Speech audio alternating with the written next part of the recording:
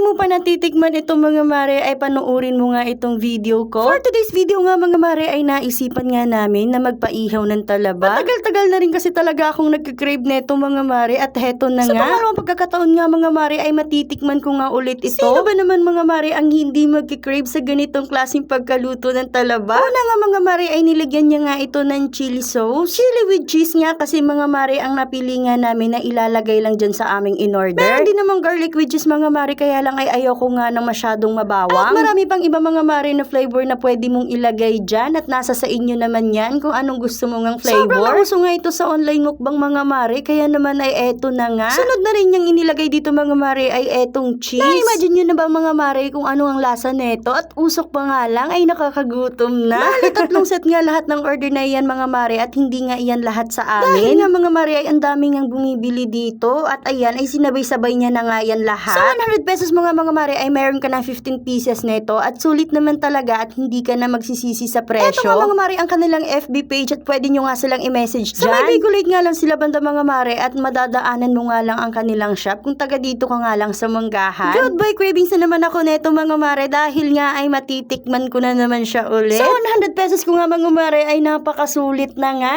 at heto na nga kumpleto pa luto na.